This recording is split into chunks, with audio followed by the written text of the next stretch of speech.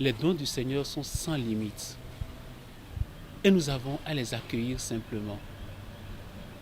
Alors, en recevant le sacrement de la confirmation, il arrive que quelques-uns considèrent ce sacrement-là comme une fin en soi. Et ils arrêtent tout à ce niveau-là. C'est comme un diplôme. Mais c'est une mauvaise compréhension du sacrement de la confirmation. La grâce de Dieu est à renouveler sans cesse. En recevant le sacrement et en le rangeant, en ne s'en servant plus, eh bien, on perd les grâces que Dieu nous donne. Mais comment renouveler ce sacrement-là? C'est par la prière, par l'écoute de la parole de Dieu, par la fréquentation des sacrements. La prière parce que dans mon action de grâce, je dis merci au Seigneur pour le don de l'Esprit Saint. Il m'a donné l'Esprit Saint. Et en le priant, je me sens le devoir filial de dire merci à Dieu pour ce don-là. Prier, c'est dire des mots d'amour à Dieu. Prier, c'est dire des mots de reconnaissance à Dieu. Ensuite, la parole de Dieu. Écoutez la parole de Dieu. Écoutez la parole de Dieu. Plus on écoute la parole de Dieu, mieux on est dans les dispositions requises pour, je dirais, jouir des dons que Dieu nous a faits. La parole de Dieu nous purifie, elle nous nettoie.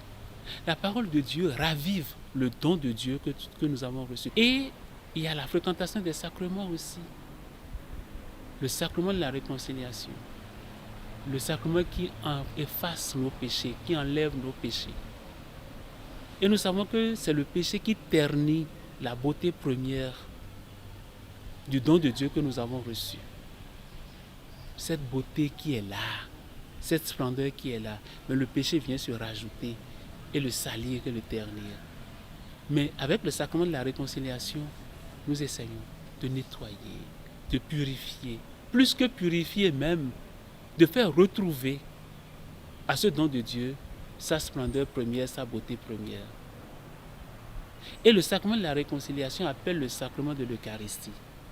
Plus je fréquente l'Eucharistie, plus je ravive en moi le don de Dieu. Mais les deux sacrements s'appellent l'Eucharistie et la réconciliation. L'un appelle l'autre et vice-versa. Nous avons parlé de la manière dont il faut entretenir, les dispositions dont il faut entretenir le don de Dieu. Mais il y a la persévérance. Combien de jeunes ne désertent-ils pas l'Église après avoir reçu le sacrement de la confirmation? Je disais il y a un instant qu'il y a des confirmés qui croient que c'est un diplôme et une fois la confirmation reçue, ils disparaissent dans la nature, on ne les voit plus. Qu'allons-nous faire pour maintenir les jeunes, pour maintenir les confirmés dans l'Église? Je crois que tout est dans le suivi. Et pour veiller à ce suivi-là, j'ai recommandé vivement et j'ai exigé ensuite que tous les confirmés appartiennent à un mouvement, à une association, à un groupe de prière. Ça, c'est indispensable. Il n'y a pas de confirmation sans appartenance à un groupe, à un mouvement, à une association, à un groupe de prière.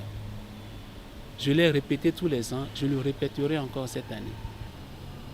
Donc, avant même la confirmation, dès la deuxième, troisième année, que le chrétien soit déjà dans un mouvement, dans une association, dans un groupe de prière. Au point que quand il a reçu la confirmation, il pourra donc investir ces dons-là dans le mouvement. Je dirais dans l'Église, à travers le mouvement auquel il appartient. Et il se sentira toujours lié à une base. Même s'il est confirmé, il saura qu'il appartient à un mouvement et que ce mouvement-là le porte et que lui-même il porte ce mouvement-là. Quand on voit des confirmés devenir lecteurs, quand on voit des confirmés devenir marguilliers, quand on voit des confirmés devenir responsables de mouvements et associations, c'est vraiment beau. C'est parce qu'on les a déjà pris en amont, on les a déjà façonnés en amont. Et là, avec la grâce de l'Esprit Saint reçu à la confirmation, ils deviennent vraiment de vrais témoins.